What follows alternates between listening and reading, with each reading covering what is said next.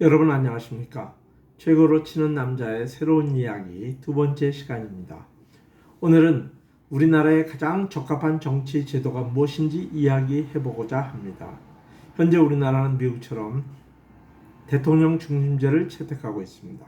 우리는 이 대통령 중심제가 당연하다고 생각하지만 여러분 정말 이것이 우리나라에 맞는 제도인지 생각해 보셨습니까? 대통령 중심제의 문제점. 우리나라에는 대통령 중심제 아래에서 선출된 대통령이 총 10분이 있습니다. 그 중에 7분은 쫓겨나거나 죽임을 당하거나 퇴임 후에 감옥에 가거나 자살을 했습니다. 현재도 감옥에 있는 분들이 있습니다. 비교적 순탄하게 타계한 두 분도 엄밀히 조사를 했다면 감옥행을 면치 못했을 겁니다. 현재 대통령은 그보다 더 심한 고초를 겪을 수도 있습니다. 자, 한번 생각해 보세요. 어떤 작물을 밭에 심었더니 총 10그루 중에서 8그루는 말라 죽고 2그루는 열매 없이 시들시들합니다. 그런데도 그 작물을 계속 자기 밭에 심는 농부가 있을까요? 현명한 농부라면 얼른 주변에 잘 되는 밭들을 살펴서 농작물을 바꾸지 않을까요? 대통령 중심제는 우리 풍토에 맞지 않는 제도입니다. 우리뿐만 아니라 전 세계적으로 대통령 중심제는 가장 실패율이 높은 정치 제도입니다. 한때 경제적으로 잘 나가던 베네수엘라를 보십시오. 이 나라는 사회주의 때문에 망했다고들 하는데 그렇지 않습니다. 그 나라도 시장 경제를 채택하고 있습니다. 사회주의 국가가 아닙니다. 문제는 대통령 선거에서 표를 얻기 위해 그저 대통령이 되려고 포퓰리즘 정책을 과다하게 써서 망한 것입니다. 아르헨티나를 보십시오. 한때 세계 2위에 아주 잘 사는 나라였는데 그 나라가 포퓰리즘에 쩔은 대통령 때문에 몰락을 했습니다. 대통령이 노동자들의 표를 돈으로 사기 위해서 맞지도 않는 정책을 쓰다가 망한 겁니다. 그리고 천혜의 자원을 가진 멕시코는 어떻습니까? 마약 카르텔과 결탁한 대통령들 때문에 세계에서 빈부격차가 가장 큰 나라가 되었습니다. 그 아름답고 풍요로운 나라가 지금 수많은 국민들이 미국으로 목숨을 걸고 탈출하는 초라한 나라가 되었습니다. 잘 사는 유럽에는 대통령 중심제 국가가 거의 없습니다. 벨라루스 하나 정도인데 이 나라는 지금 독재에 빠져가지고요. 또 더더군다나 소련, 그러니까 러시아로 다시 병합되고자 하는 아예 스스로 그렇게 원하는 나라가 됐습니다. 이상하죠? 대부분의 대통령 중심제 국가는 아프리카와 중남미, 구소련 국가들인데 경제적으로 빈곤하고 정치적으로 낙후되어 있습니다. 인권 수준이 낮고 독재 국가라는 뜻입니다. 대통령 중심제는 미국처럼 투철한 기독교 정신에 기초한 국민의식이 높은 나라에서만 그럭저럭 운영될 수 있습니다. 미국도 지금 휘청거리고 있지 않습니까? 그렇기 때문에 이 독재 국가로 타락하기가 십상입니다. 우리나라의 경우는 어떻습니까? 대통령은 늘 동서분열의 아이콘이었습니다. 군 출신 대통령들은 그 분열을 효과적으로 진압한 듯이 보였지만 속으로 상처는 깊어만 갔습니다. 오늘날 대한민국은 내부적으로 완전히 두 동강이 나 있는데 그 책임은 전적으로 대통령들에게 있습니다.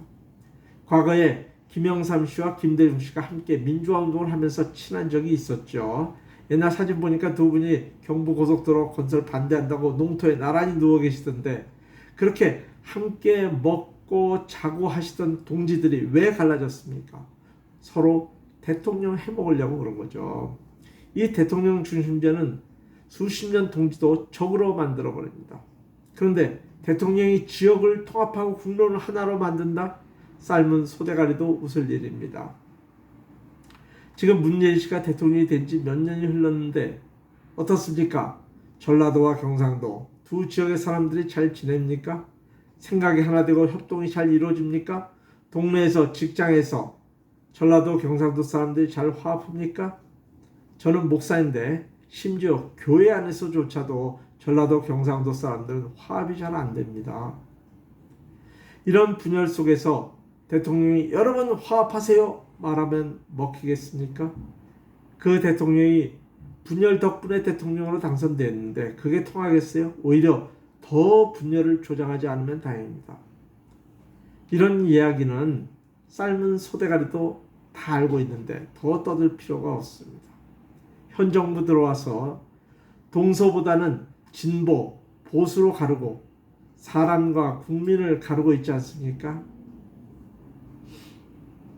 대통령은 선거에서 51%만 얻어도 대승을 하는 겁니다. 그 말은 무슨 뜻입니까? 국민의 절반은, 거의 절반은 그를 지지하지 않는다는 겁니다. 모든 대통령이 애초부터 절반의 반대를 안고 가는 것입니다. 국민의 절반이 반대하는 지도자가 뭘 할 수 있겠어요?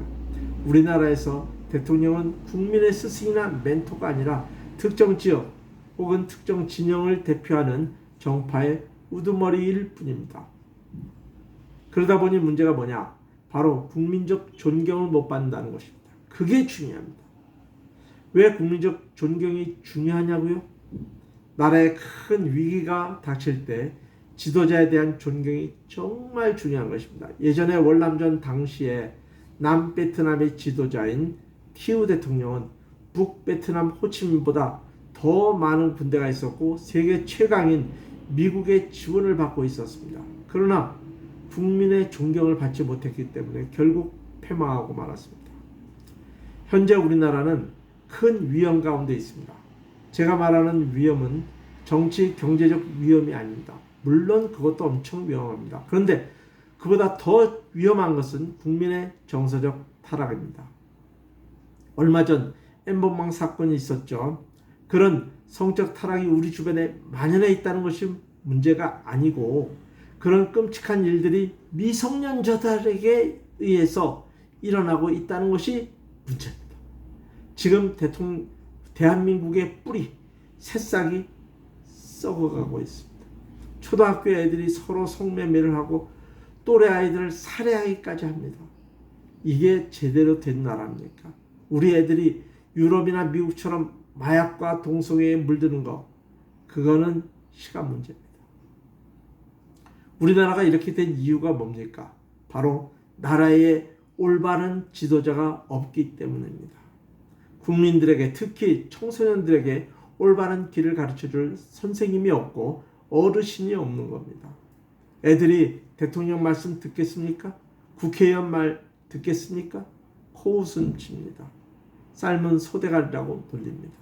그래서 지금 우리 정치판에는 이런 지도자가 꼭 필요합니다. 어떤 지도자냐? 첫째로 선거에 뽑히지 않은 지도자입니다. 지도자를 선거로 뽑으면 국민들이 그 지도자 존경 안 합니다.